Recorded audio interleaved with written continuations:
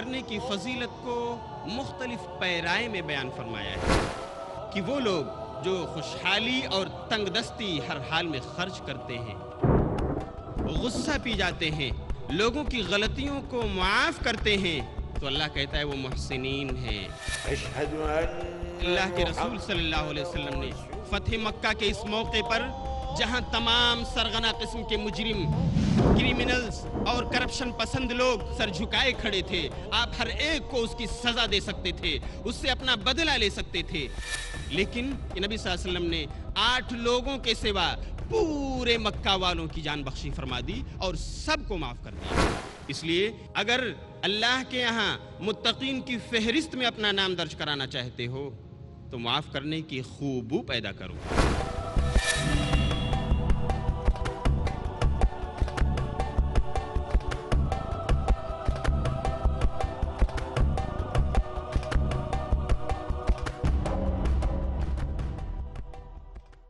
اللہ کے رسول نے ایک واقعہ اپنے صحابہ کرام کو سنایا کہ اے صحابہ کرام، تم دوسروں کو معاف کر دیا کرو۔ کیوں؟ صحیحین میں روایت مروی ہے، امام بخاری نے اس کو کتاب البیوع میں نقل کیا ہے، امام مسلم نے باب فضل انذار المعسر اس باب میں نقل کیا ہے۔ اللہ کے رسول نے کہا کہ پچھلی امتوں میں ایک تاجر، ایک بزنس مین تھا، وہ لوگوں کو لون دیا کرتا تھا، قرض دیا کرتا تھا، لوگ اس سے اپنا کاروبار، اپنی تجارت، اپنا بزنس چلایا کرتے تھے، اپنی ضروریات کا خیال رکھتے تھے، لیکن جب وہ تاجر کسی انسان کو تنگ دست پاتا کہ وہ قرض نہیں لوٹا پا رہا ہے تو اپنے ورکروں اور اپنے ملازموں سے کہتا کہ دیکھو اس انسان کو چھوڑ دیا کرو، معاف کر دیا کرو، یہ تنگ دست ہے، بدحال ہے، اس کے پاس پیسے نہیں ہیں، معاف کر دیا کرو، لعل اللہ ان یتجاوز عنا، شاید اللہ بھی ہم کو معاف کر دے، ہمیں بھی چھوڑ دے۔ فتجاوز اللہ عنہ، اللہ کے رسول نے فرمایا چنانچہ ایسا ہی ہوا، اس انسان کو، اس تاجر کو اللہ نے معاف کر دیا، بخش دیا۔ یہ بخاری کی روایت ہے کتاب البیوع کے اندر، نبی صلی اللہ علیہ وسلم کی زبان میں گویا اس انسان کو جنت کی بشارت مل گئی کہ وہ تاجر جو لوگوں کے قرض کو معاف کر دیتا تھا، لوگوں کے ساتھ عفو و کرم کا معاملہ کرتا تھا، اللہ نے اسے بخش دیا، معاف کر دیا۔ کیوں؟ اس لیے کہ وہ دوسروں کو معاف کر دیا کرتا تھا۔ تو یہ ہے عفو درگزر کا فائدہ اور اس کی اہمیت، اس کی فضیلت۔ کیوں کرنا چاہیے معاف؟ آخر میں مختصر وقت جو بچا ہے میں آپ کو بتانا چاہوں گا کہ معاف کرنے کا فائدہ کیا ہے۔ اگر ہم کسی کو درگزر کرتے ہیں، اس کی غلطی معاف کر دیتے ہیں تو اس کا ہمیں فائدہ کیا پہنچے گا، دنیا کے اندر یا آخرت میں؟ سب سے بڑا فائدہ سامعین کرام یہ ہے کہ ہم اگر کسی کو معاف کرتے ہیں تو متقین کی فہرست میں آ جاتے ہیں، ہم اللہ کے چہیتے بن جاتے ہیں۔ سورہ مائدہ سورہ نمبر 5 اور آیت نمبر 13 میں اللہ کہتا ہے فَاعْفُ عَنْهُمْ وَاصْفَحْ إِنَّ اللَّهَ يُحِبُّ الْمُحْسِنِينَ، اے نبی ان یہودیوں سے معاف کر دیا کرو، درگزر کر دو ان کی غلطیوں کو، اللہ احسان کرنے والوں کو اپنا چہیتا بنا لیتا ہے، تم محسن قرار پاؤ گے۔ دوسرا فائدہ معاف کرنے کا یہ ہے کہ کبھی کبھار کسی انسان کی ایک غلطی معاف کر دینے کی وجہ سے ایک بڑا فتنہ جو برپا ہونا چاہتا تھا رک جاتا ہے، لیکن اگر لوگ ہاتھا پائی پر آ جائیں تو پھر بعد میں تلوار و سنان نکل آتے ہیں۔ چھوٹی چھوٹی باتوں پر انا کی وجہ سے لوگوں میں قتل و خوریزی کا بازار گرم ہو جاتا ہے، لیکن اگر وہی غلطی معاف کر دی جائے، جاؤ کوئی بات نہیں، معاف کرتا ہوں، تو آپ اپنے تجارت و بزنس میں خوش اور وہ اپنا راستہ لیتا ہوا نظر آتا ہے۔ آپ ترقی کی منزل پر اپنے آپ کو گامزن پاتے ہیں اور آپ کا اپوزیشن، آپ کا مخالف، آپ کا دشمن جس نے آپ کو چھیڑا تھا وہ بھی اپنی راہ لیتا ہے، اور اس طرح معاشرہ، سوسائٹی، سماج ترقی کی راہ پر گامزن ہوتا ہوا نظر آتا ہے۔ یہ بہت بڑا فائدہ ہے۔ امام شافعی رحمۃ اللہ علیہ نے اسی بات کو اپنے حکیمانہ شعری انداز میں اپنی کتاب دیوان الشافعی میں نقل فرمایا ہے، بہت اچھے اسلوب کے اندر قابل سماعت ہے۔ یہ عربی کا شعر ہے، امام شافعی کہتے ہیں قالوا سکت وقد خوسمت قلت لهم ان الجواب لباب الشر مفتاح، لوگوں نے کہا کہ اے شافعی، اے امام شافعی، آپ سے جھگڑا کیا گیا، آپ کو چھیڑا گیا، آپ کو برا بھلا کہا گیا اور آپ نے کچھ نہیں کہا، خاموش رہ گئے۔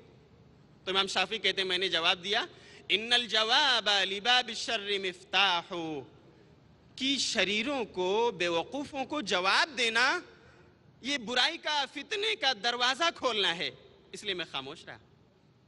فالعفو عن جاہل او احمق ادب نعم وفیہ لصون العرض اصلاح۔ اور ہاں، کسی بیوقوف کو معاف کر دینا، کسی احمق سے درگزر کر جانا، اس کی غلطی کو بخش دینا، یہی تو حکمت کی بات ہے، یہی ادب و ثقافت ہے۔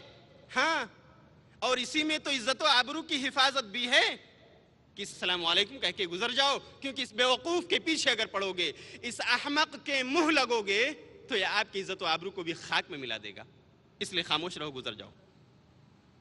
آخری شعر امام شافعی نے اس کڑی کا یہ فرمایا، اس سلسلے کا، ان الاسود لتخشى وهي صامتة۔ اے لوگو، تم مجھ سے سوال کر رہے ہو، میں نے جواب کیوں نہیں دیا؟ تم دیکھتے نہیں شیر کو پنجڑے میں بند، خاموش، لیکن لوگ پنجڑے کے باہر کھڑے ہو کر بھی تھراتے ہیں، ڈرتے ہیں۔ ان الاسود لتخشى وهي صامتة، شیروں سے ڈرا جاتا ہے حالانکہ وہ پنجرے میں بند، خاموش، کچھ آواز نہیں کر رہا، خوف کھا رہے ہیں لوگ۔ والکلب یحصى ویرمى وهو نباح، کتے کو نہیں دیکھتے ہو، بھونک رہا ہوتا ہے، تمہارے پیچھے دوڑ رہا ہوتا ہے، کاٹنے کے لیے کوشش کر رہا ہوتا ہے، پھر بھی لوگ ڈھیلے اٹھاتے ہیں، مٹی اٹھاتے ہیں، پتھر اٹھا کر اس پہ بارش کرتے ہیں، مارتے ہیں اس کو۔ بھونک رہا ہے، چلا رہا ہے، پھر بھی اسے مارا جاتا ہے۔ شیر خاموش ہے، لیکن لوگ خوف کھا رہے ہیں، ڈر محسوس کر رہے ہیں۔ اپنے اندر یہ صفت پیدا کرو معاف کرنے کی، لوگ تمہارا لحاظ کریں گے، لوگ تمہاری عزت و آبرو کو باقی رکھیں گے، اس لیے کہ تم نے دوسروں کو نہیں چھیڑا، معاف کر دیا۔ ایک آخری فائدے اس کے بہت سارے ہیں، ایک اہم فائدہ میں آپ کو اس سلسلے میں یوں بتانا چاہتا ہوں کہ آپ امت دعوت ہیں، آپ کا مشن اسلام کی تبلیغ ہے، چاہے آپ خواتین ہوں، چاہے آپ نوجوانان ملت ہوں، چاہے آپ بزرگان دین ہوں۔ اگر آپ اپنے آپ کو داعی سمجھتے ہیں، مبلغ سمجھتے ہیں، تو اس عفو و درگزر کا ایک بڑا فائدہ یہ ہے کہ اس میں ایک دعوتی پہلو بھی پوشیدہ ہے، کہ آپ کا دشمن، آپ کا وہ حریف جس نے آپ کو چھیڑا ہے، آپ کے ساتھ گستاخی کی ہے، اگر آپ نے اسے معاف کر دیا اور وہ غیر مسلم ہے، مسلم اور مومن نہیں ہے، تو ہو سکتا ہے آپ کا یہ معاف کرنا اس کے لیے روشنی اور ہدایت کا مینار ثابت ہو اور اسے توفیق مل جائے ہدایت کی۔ ایک واقعہ جسے حافظ ابن الحجر نے فتح الباری جو بخاری کی شرح ہے اس کی جلد نمبر 7 اور صفحہ نمبر 534 پر نقل کیا ہے۔ غزوہ ذات الرقا پر آپ گئے ہوئے تھے صحابہ کرام کے ساتھ، وہاں سے واپس آتے ہوئے صحرائے نجد، ڈیزرٹ آف نجد، وہاں پر آپ نے پڑاؤ ڈالا اور قیلولہ کرنا چاہا۔ دھوپ تیز تھی، آپ نے صحابہ کرام کو حکم دیا کہ لوگوں ان وادیوں میں بکھر جاؤ اور درختوں کے نیچے سایہ حاصل کر کے آرام کرو، تھوڑی دیر کے بعد پھر سفر کرتے ہیں۔ آپ صلی اللہ علیہ وسلم بھی اپنی تلوار کو درخت پر لٹکا کر نیچے سو گئے، آرام کرنے لگے۔ اسی کھڑی دوپہر میں ایک دشمن اسلام، ایک بدو، ایک دیہاتی جس کا نام غورس بن حارث ہے تاریخ میں، روایت میں، وہ آ دھمکتا ہے اس کھڑی دوپہر میں، اور آپ کو دیکھ کر آپ کی تلوار کو درخت سے اٹھاتا، نیچے اتارتا اور میان سے نکال رہا ہوتا ہے کہ اللہ کے رسول کی نیند کھل جاتی، آپ کھڑے ہو جاتے ہیں، لیکن وہ تلوار اس بدو کے ہاتھ میں آ چکی تھی۔ وہ آپ سے پوچھتا ہے کہ اے محمد صلی اللہ علیہ وسلم، آپ کو مجھ سے کون بچا سکتا ہے؟ اللہ کے رسول بڑے ہی پرسکون لہجے میں اس سے کہتے ہیں، اللہ، میرا اللہ بچا سکتا ہے۔ یہ آواز سننا تھا کہ بدو کے ہاتھوں میں تھر تھراہٹ، جنبش اور لرزش طاری ہو جاتی ہے، تلوار اس کے ہاتھ سے چھوٹ کر زمین پر گر پڑتی ہے۔ اللہ کے رسول اٹھا لیتے ہیں اور کہتے ہیں تمہیں کون بچا سکتا ہے؟ بدو اللہ پر ایمان رکھتا نہ تھا، اس دیہاتی کو اللہ پر ایمان نہیں تھا، اس نے کہا کہ آپ ہی بچا سکتے ہیں۔ اللہ کے رسول کا جواب کیا تھا؟ میرے دوستو سنو، اللہ کے رسول نے کہا اذهب لشانک، جاؤ جس کام کے لیے جا رہے تھے، میں تم کو روکنا بھی نہیں چاہتا۔ نہ صرف یہ کہ آپ نے اس جانی دشمن کو معاف کر دیا، بلکہ آپ نے اعلیٰ اخلاق کا ثبوت یہ دیا کہ آپ نے اسے کہا میں تمہارا زیادہ وقت نہیں لوں گا، جاؤ جس کام کے لیے تم نکلے تھے، میں تمہیں معاف کرتا ہوں، بدلہ نہیں لوں گا۔ جانی دشمن آپ نے معاف کر دیا۔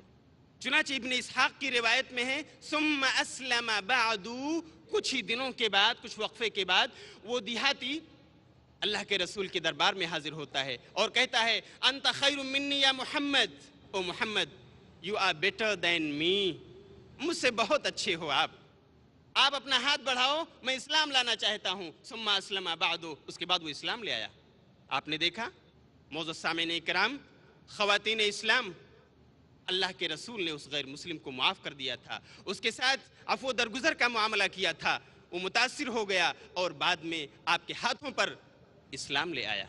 اگر ہم بھی اپنے دشمنوں کے ساتھ، وہ لوگ جو ہماری مخالفت میں آتے ہیں، وہ لوگ جو ہمارے خلاف ایجیٹیشن چلاتے ہیں، اگر ہم انہیں معاف کرنے کی صلاحیت اپنے اندر رکھتے ہیں، اگر ہم ان سے درگزر کرتے ہیں، تو بہت ممکن ہے کہ ایک وقت آئے وہ اپنے گریبان میں منہ ڈال کر جھانکیں ہم غلط کار ہیں، ہم نے جس کو چھیڑا ہے وہ مجرم نہیں، ہم نے جس کو چھیڑا ہے غلط کیا ہے، ہمیں شرمندگی ہونی چاہیے، ہمیں جا کر معافی مانگنی چاہیے۔ میں انہی باتوں پر اپنی تقریر کو ختم کرنا چاہوں گا اور آپ سے گزارش کروں گا کہ اس تقریر میں جو کچھ آپ نے سنا ہے، عفو درگزر کی بابت، نبی صلی اللہ علیہ وسلم کے معاف کرنے کا انداز کیا تھا اس کی بابت، اسے اپنے سماج، اپنی سوسائٹی اور اپنے معاشرے میں انجام دیں، خود اپنے آپ پر، اپنے گھر اور کنبہ اور قبیلہ پر اسے انجام دیں۔ انشاءاللہ آپ کا گھر پرسکون ہوگا، آپ چین و سکون کی زندگی بسر کر سکیں گے اور اپنے معاشرے والوں کو بھی چین و سکون فراہم کر سکیں گے۔ اللہ رب العالمین ہم سب کو اپنے آخری نبی کے اسوہ حسنہ پر عمل کی توفیق عطا فرمائے۔ وآخر دعوانا ان الحمد للہ رب العالمین، والسلام علیکم ورحمۃ اللہ وبرکاتہ۔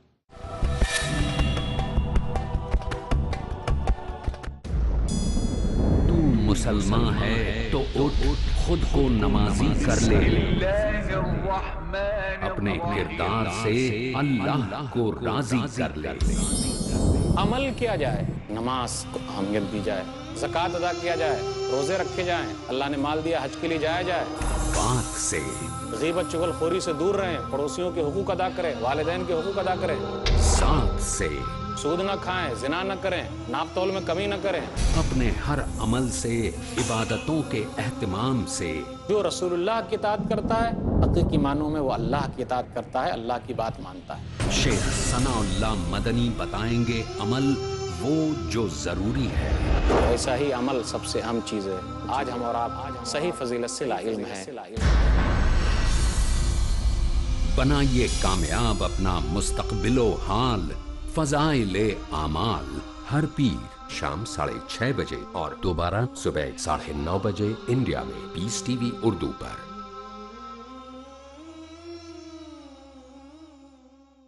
What would you recommend? Peace T V presents Something What do you have to say about Learning the Wise Way. What would you recommend us to take as career? after we pass our school? So what exactly we should do? What do you have to say about pursuing two fields together? Ideas brilliant, strategy sustained. The best profession is a profession of a person who invites people to Allah subhanahu wa ta'ala. Avail the opportunity with Dr. Zakir. Depending upon what is your interest. But the main aim should be to spread the message of Allah subhanahu wa ta'ala. To implement the convincing Islamic educational formula to excel in your career. Watch Career Guidance ہر سنیچر رات 8 بجے اور دوبارہ صبح 9 بجے India میں Peace T V Urdu پر۔ Who was the first prophet? Was a prophet the first one to read and write? Did God speak to a prophet? A prophet in a prison. A prophet who commanded the birds, insects, and animals? Want to know more? Join us for Stories of the Prophet. Stories of the Prophets ہر جمعرات شام 5 بجے اور دوبارہ صبح 11 بجے India میں Peace T V Urdu پر۔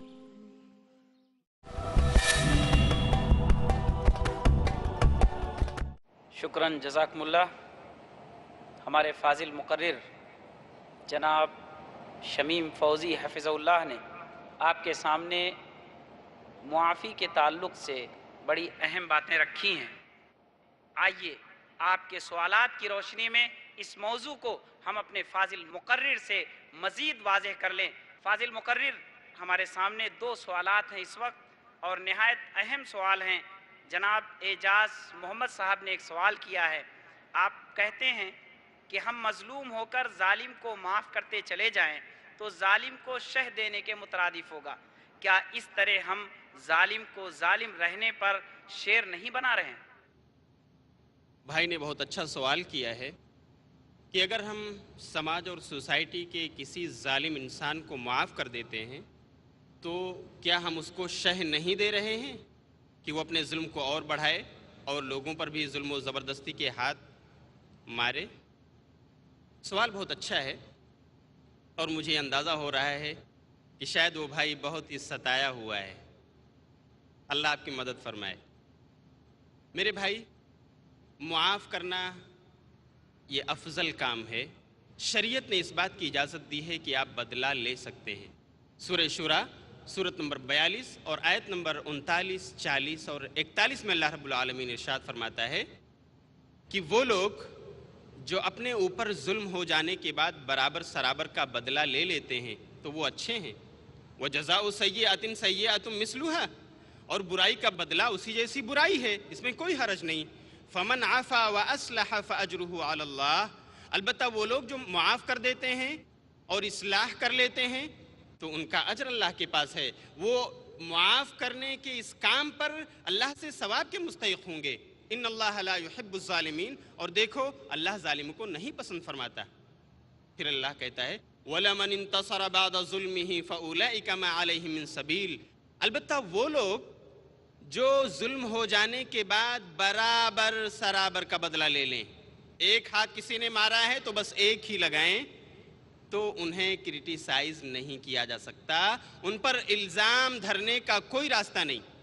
انہوں نے اچھا کیا ہے، بدلہ لے لیا، لیکن اس کے باوجود معاف کرنا افضل ترین کام ہے جس پر اللہ نے کہا کہ آپ کو اجر ملے گا۔ البتہ میں آپ کو بتاؤں کہ سماج اور سوسائٹی میں رہتے ہوئے، جیسا کہ آپ نے ذکر کیا، ایک انسان کا ہاتھ بہت بڑھ چکا ہے، بس وہ جس کو پاتا ہے اپنے ظلم و جور کا نشانہ بناتا ہے، ظلم کرتا ہوا پھر رہا ہے۔ تو ایسے انسان کو سماج میں سبق سکھانے کی ضرورت ہوتی ہے۔ ایک وقت آتا ہے کہ سماج کا تقاضا ہوتا ہے، حالات کا تقاضا ہوتا ہے کہ اس ظالم کو سبق سکھایا جائے تاکہ وہ اپنا ہاتھ روکے، آگے نہ بڑھائے۔ حالات وقت کا تقاضا ہم سے یہی کہتا ہے کہ بدلہ لو، یہاں پر بدلہ لینا ہی افضل ترین کام ہے۔ جیسے ایک واقعہ میں آپ کو سناؤں جسے امام ابو داؤد نے سنن ابو داؤد کتاب الخراج میں صحیح سند کے ساتھ نقل کیا ہے، علامہ البانی نے اس کو صحیح کہا ہے۔ کعب بن مالک رضی اللہ تعالیٰ عنہ اس روایت کے راوی ہیں۔ وہ کہتے ہیں کہ ایک یہودی کعب بن اشرف، بہت مشہور یہودی، جس کا قلعہ آج بھی مدینے میں موجود ہے، لوگ وزٹ کرنے جاتے ہیں۔ جب مدینہ پہنچتے ہیں تو جو تاریخی مقامات ہیں، احد کا مقام، شہداء کا مقام، ان کا قبرستان، اور ایسے ہی احد کی جنگ کہاں ہوئی تھی، لوگ دیکھنے جاتے ہیں کہ کعب بن اشرف کا قلعہ کہاں ہے، فورٹ کدھر ہے۔ وہ کعب بن اشرف نبی صلی اللہ علیہ وسلم کو اپنی زبان سے تکلیف دیا کرتا تھا، آپ کے خلاف نازیبا کلمات بکا کرتا تھا، گستاخیاں کیا کرتا تھا، آپ کے صحابہ کرام کو بھی ستاتا تھا۔ چنانچہ نبی صلی اللہ علیہ وسلم جب مکہ سے ہجرت کر کے مدینہ تشریف لائے تو وہاں پر ایک مخلوط سوسائٹی تھی، ملی جلی، مسلمان بھی تھے صحابہ کرام آپ کے، مشرکین بھی تھے جو شرک کرتے تھے، یہود بھی تھے جو تثلیث کا عقیدہ رکھتے تھے۔ چنانچہ اس ملی جلی سوسائٹی میں اللہ تعالیٰ نے نبی صلی اللہ علیہ وسلم کو تلقین فرمائی سورہ آل عمران کے اندر، وَلَا تَسْمَعُنَّ مِنَ الَّذِينَ أُوتُوا الْكِتَابَ مِنْ قَبْلِكُمْ وَمِنَ الَّذِينَ أَشْرَكُوا أَذًى كَثِيرًا، کہ اے نبی صلی اللہ علیہ وسلم، آپ ان مشرکوں سے جو آپ کے بیچ رہ رہے ہیں اور ان یہودیوں سے آپ بہت ساری تکلیف دہ باتیں سنو گے، تو آپ صبر کرنا۔ وَإِن تَصْبِرُوا وَتَتَّقُوا فَإِنَّ ذَلِكَ مِنْ عَزْمِ الْأُمُورِ، کیونکہ صبر کرنا یہ بہت ہی عظیمت والا کام ہے، ہر ایک کی بس کی بات نہیں۔ چنانچہ نبی صلی اللہ علیہ وسلم اور آپ کے صحابہ صبر کرتے رہے اور اپنے آپ کو سنبھالتے رہے، اپنے آپ کو قابو کرتے رہے۔ لیکن جب کعب بن اشرف کی طرف سے تکلیف بہت بڑھ گئی، اس نے حد سے زیادہ آپ کو اور آپ کے صحابہ کرام کو مدینہ کی سوسائٹی میں ستانا شروع کیا، تو صحابہ کرام نے آ کے شکایت کی اللہ کے رسول معاملہ بہت بڑھ گیا ہے, یہ آدمی روز بروز نئی باتیں ہم کو سناتا اور تکلیف دیتا ہے, کیا کیا جائے؟ تو اللہ کے رسول نے اپنے ایک صحابی سعد بن معاذ کو بلایا اور کہا کہ اے سعد بن معاذ تم ایک گروپ بناؤ اور بھیج دو اسے قتل کرنے کے لیے, یہ قتل کا مستحق ہو چکا ہے کیونکہ یہ فساد فی الارض کر رہا ہے, زمین میں کرپشن پھیلا رہا ہے, اور جو بھی زمین میں کرپشن پھیلائے گا وہ قتل کا مجرم ہے, اسے قتل کیا جانا چاہیے. سعد بن معاذ رضی اللہ تعالیٰ عنہ نے ایک گروپ بنایا صحابہ کرام کا, جو ہٹے کٹے نوجوان, ان کے سرغنہ اور ان کے سردار تھے محمد بن مسلمہ رضی اللہ تعالیٰ عنہ, اور کہا کہ جاؤ اسے قتل کر دو. وہ صحابہ کرام رات کے وقت کعب بن اشرف کے قلعے میں پہنچے, اس کے گھر پہ دستک دی, اس نے کھولا اور گھر میں گھس کر کے ان لوگوں نے اسے قتل کر دیا. صبح ہوتے ہی یہ خبر جنگل کے آگ کی طرح پھیل گئی مدینے کی سوسائٹی میں. مشرکین اور یہود آپ کی خدمت میں حاضر ہوئے اور کہا اللہ کے رسول یہ تو ہمارے ساتھی کو مار ڈالا گیا, قتل کر دیا گیا, اب ہمارے بھی جانوں کی کیا حفاظت, مجھے بھی قتل کر دیا جائے گا, مار ڈالا جائے گا, کچھ ہونا چاہیے. تو نبی صلی اللہ علیہ وسلم نے ان یہودیوں کو اور مشرکوں کو سمجھایا کہ دیکھو کعب بن اشرف کا معاملہ حد سے بڑھ گیا تھا, اس کا ظلم حد سے گزر گیا تھا, وہ یہ گستاخیاں کیا کرتا تھا. چنانچہ وہ لوگ سمجھ گئے. پھر اللہ کے رسول نے کہا کہ آؤ ہم اے یہودیوں اور مشرکوں تمہارے درمیان, صحابہ کرام کے درمیان اور اپنے درمیان ایک صلح نامہ لکھ لیتے ہیں, اس پہ دستخط کرو کہ ہم میں سے ہر ایک دوسرے کو نہیں چھیڑے گا, امن و امان سے خود رہے گا, دوسروں کو بھی امن و امان سے رہنے دے گا. چنانچہ وہ لوگ اس پر راضی ہو گئے اور اللہ کے رسول نے وہ امان نامہ لکھوایا کہ اب کوئی بھی کسی کو نہیں چھیڑے گا, اور معاہدہ ہو گیا, اس پر لوگوں نے دستخط کر دیے. چنانچہ یہ دستخط ہونے کے بعد لوگ اپنے اپنے گھروں کو واپس چلے گئے. اس میں جو چیز ہمارے لیے قابل استدلال ہے وہ یہ کہ کعب بن اشرف وہ ایک مجرم تھا جو جرم کرتا تھا, ظلم کرتا تھا اور کرتا چلا جاتا تھا. تو اللہ کے رسول صلی اللہ علیہ وسلم کو باوجود اس کے کہ اللہ نے روکا تھا تم صبر کرو, صبر و ضبط سے کام لو, لیکن اللہ نے پھر یہی حکم دیا کہ ٹھیک ہے بدلہ لے سکتے ہو. تو اللہ کے رسول نے بدلہ لینے کے لیے صحابہ کرام کا ایک گروپ بھیج دیا اور اسے بدلہ لیا گیا. تو اگر ہمارے یہاں اسلامی سوسائٹی ہو, اگر ہمارے یہاں اسلامی حکومت قائم ہو, یا کسی بھی ملک میں اس قسم کے مجرم پائے جاتے ہوں جن کے ہاتھ ظلم و جور کی وجہ سے بڑھ چکے ہیں, تو ان سے بدلہ لیا جانا چاہیے. اسی طرح ہمارے پڑوس میں, ہماری سوسائٹی اور سماج میں کوئی فرد ایسا رہتا ہو جو اپنے پڑوسیوں کو بار بار ستاتا ہو, جو بار بار تکلیف دیتا ہو, تو اس کی شکایت ہونی چاہیے اس آدمی کے پاس جو اس سے بدلہ دلا سکے اور اس کو ظلم سے روک سکے. ایک اور حدیث میں اللہ کے رسول نے کہا کہ تم ظالم کی بھی مدد کرو اور مظلوم کی بھی. صحابہ نے پوچھا اللہ کے رسول ظالم کی مدد کیسے کی جائے؟ مظلوم کی مدد تو کی جا سکتی ہے, مظلوم ہے وہ, لیکن ظالم کی مدد؟ تو اللہ کے رسول نے کہا اس ظالم کو ظلم سے روکو, یہ اس کی مدد ہے. حضرات, میں سمجھتا ہوں کہ ہمارے فاضل مقرر نے بہت تفصیل سے آپ کے سامنے بات رکھی, اور اس طرح ہمارے محترم کفیل صاحب کا سوال اور عبد الکریم صاحب کا سوال بھی اس کے جوابات ہو گئے, اس لیے میں اسے دوبارہ نہیں دہرانا چاہتا ہوں. ہماری ایک بہن صفیہ شیخ نے ایک سوال بھیجا ہے. وہ کہتی ہیں کہ ایک لمبے عرصے تک رشتہ داروں کے درمیان تلخی رہی, اب اگر میں انہیں معاف کرنا چاہوں تو اس کا طریقہ کیا ہوگا؟ ہمارے کچھ رشتہ دار اور ریلیٹیوز ہیں جن کے ساتھ ہماری تنی رہتی ہے, وہ اپنی تلوار نکالے رہتے ہیں اور میں اپنی, لیکن ابھی تک معاملہ چلتا رہا. ابھی میں ان کو معاف کرنا چاہتا ہوں تو کیا کروں؟ تو اس کا آسان حل یہ ہے کہ آپ اپنی تلوار اپنی میان میں رکھ لیجئے, انشاءاللہ وہ سامنے والے بھی اپنی تلوار کو چھپا لیں گے. یہ سب سے آسان طریقہ ہے. اور اگر آپ مزید ان سے گفتگو جاری کرنا چاہتے ہیں, کیونکہ اسلام کہتا ہے 3 دن سے زیادہ کوئی آدمی کسی سے بچھڑ جائے, غصہ ہو کر بات چیت نہ کرے تو حرام ہے. مسلمان سے بات چیت نہ کرے 3 دن سے زیادہ حرام ہے. اس لیے اگر آپ ان سے گفتگو شنید کرنا چاہتے ہیں, ان کو کچھ سنانا چاہتے ہیں, ان سے کچھ سننا چاہتے ہیں, تو آپ چاہیے کہ اپنا ایک میڈیٹر رکھیے.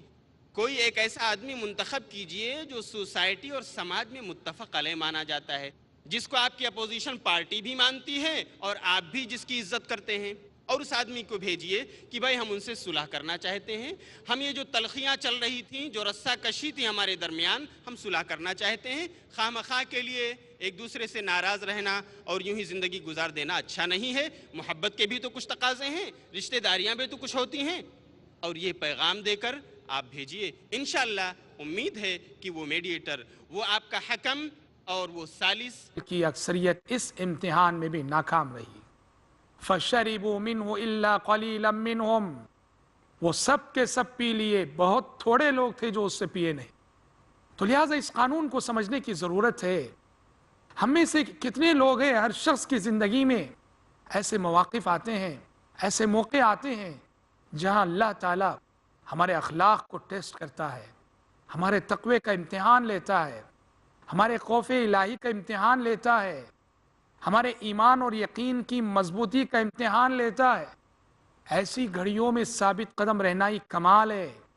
اور ایسے وقت آپ ثابت قدم رہ جائیں گے تو اللہ تعالیٰ کے پاس بہت بڑا انعام ہے. اس لیے کہ برائی کا موقع ہاتھ آئے اور انسان برائی نہ کرے، گناہ کا موقع ہاتھ آئے اور انسان گناہ سے بچے. یہی اصل تقویٰ ہے، یہی اصل کمال ہے.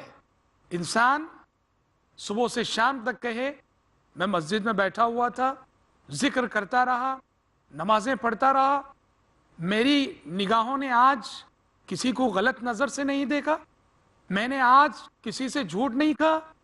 اچھی بات ہے، مگر کوئی کمال نہیں کیا. صبح سے شام تک مسجد میں رہے اس لیے جھوٹ نہیں بولے، صبح سے شام تک مسجد میں رہے اس لیے کسی کو غلط نظر نہیں دیکھا.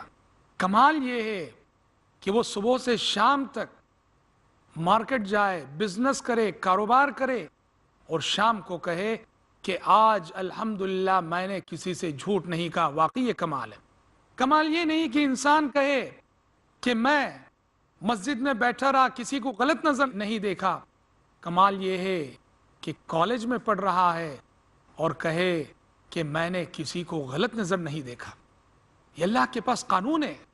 گناہ کے اسباب رہتے ہوئے انسان گناہ سے پرہیز کرتا ہے، بچتا ہے، تو رب العالمین ایسے بندوں کو بہت زیادہ نوازتا ہے، بہت زیادہ اجر و ثواب دیتا ہے، کیونکہ حقیقت میں وہ تقوی کا ثبوت دے رہے ہیں، خشیت الہی کا ثبوت دے رہے ہیں، خوف الہی کا ثبوت دے رہے ہیں. تو آج ضرورت ہے اللہ تعالیٰ کی ابتلاء اور آزمائش کے ان قوانین کو سمجھنے کی. اگر اللہ کے اس قانون ابتلاء اور آزمائش کو نہیں سمجھیں گے تو ہم لغزش کھا سکتے ہیں.